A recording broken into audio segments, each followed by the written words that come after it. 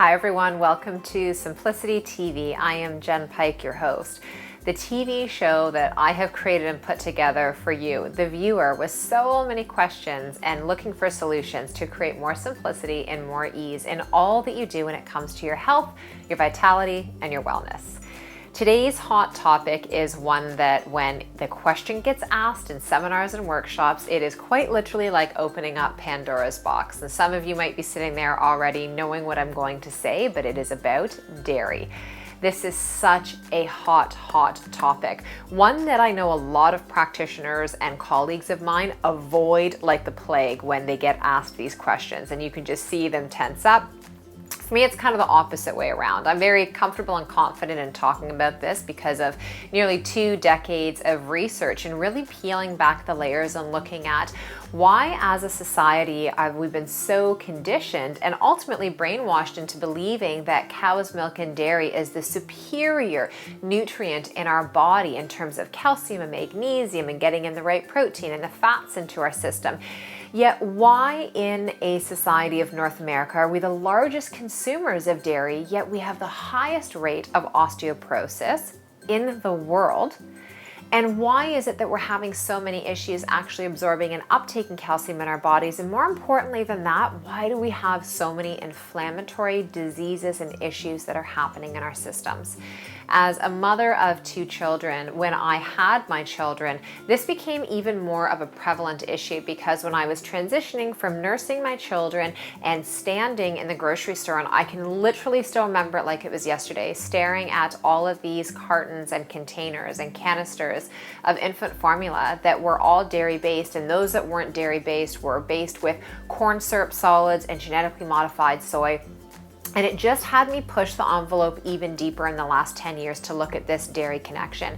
For most people, it becomes a bit of an emotionally charged conversation because we have deep-rooted connections to it. A lot of people I know grew up on farms and on dairy farms, and they were fed that milk that nourished and supported their bodies.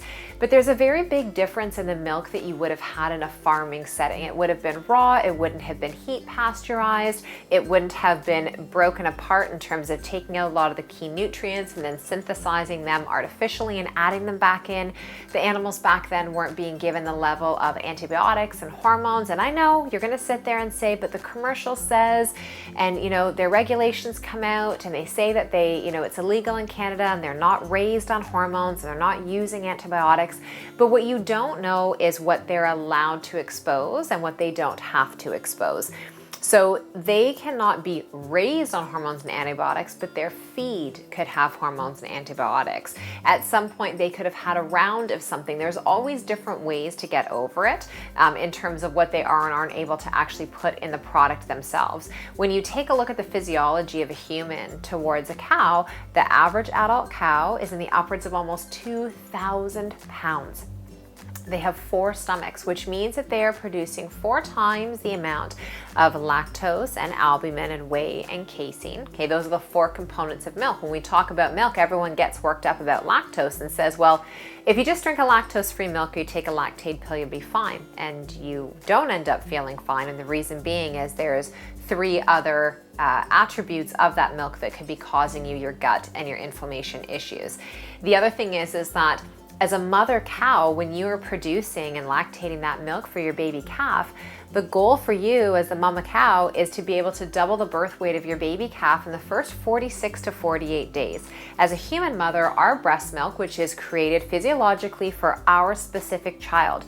I don't know if some of you know this, but your breast milk actually changes for each child you have because based on their constitution and the connection that your body has with theirs when they're developing inside of you, your milk will actually change its entire macro and micronutrient structure to the vitamins, the minerals, the amount of carbs, fat, and protein and sugars that milk will have for your baby. Cow's milk doesn't have the ability to do that, and as a mom, our goal is to double the birth weight of our children within the first 5 to 6 months of their life, not the first 46 to 48 days.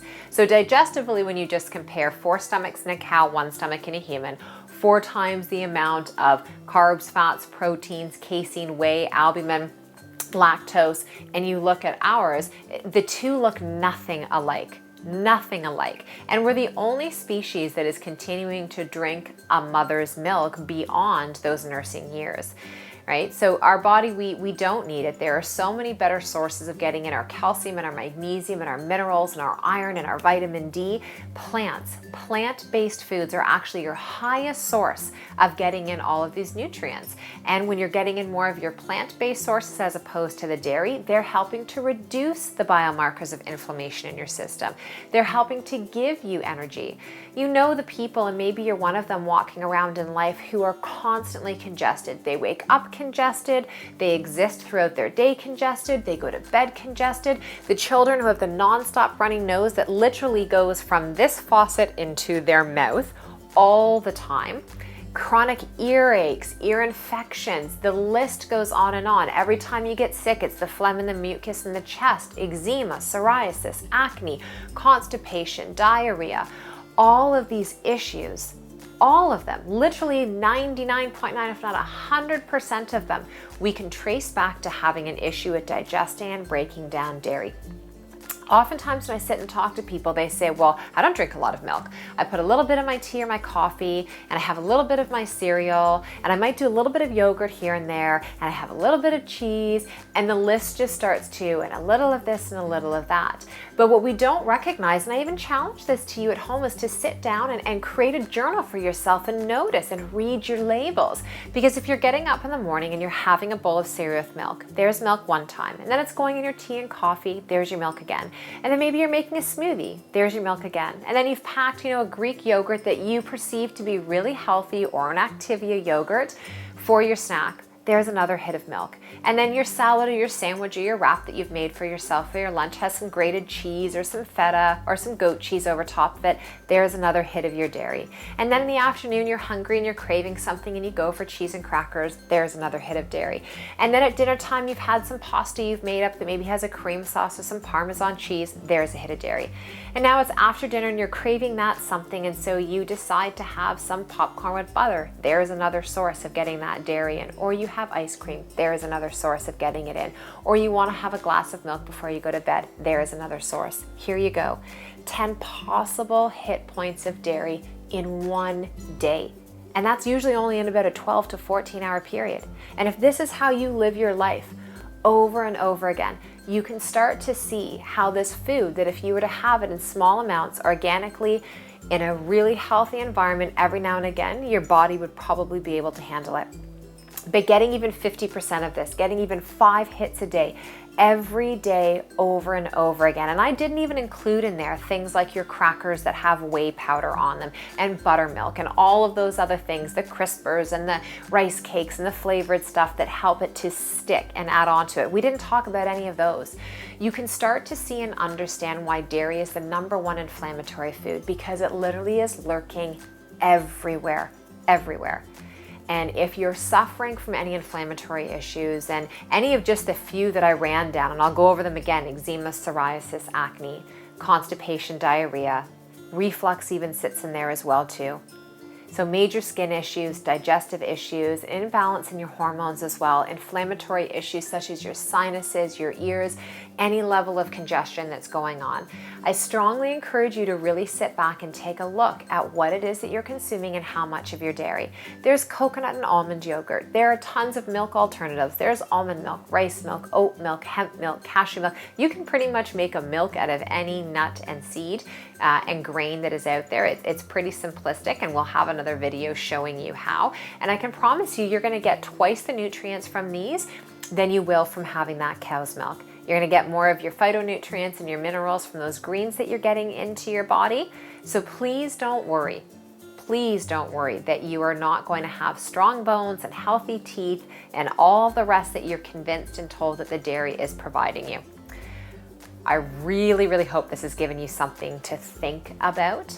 I don't expect you to stop cold turkey, everyone. I would love if some of you would. But I hope it's made you sit back and pause and recognize how many times in a day you could be bringing one of the most inflammatory foods into your diet and into your life. If you have more questions about this, if you're still feeling a bit lost and don't know how to replace the dairy in your life and what you can possibly use, please leave me a comment below and feel free to email me at jenn@jenpike.com. Have an amazing day, everyone.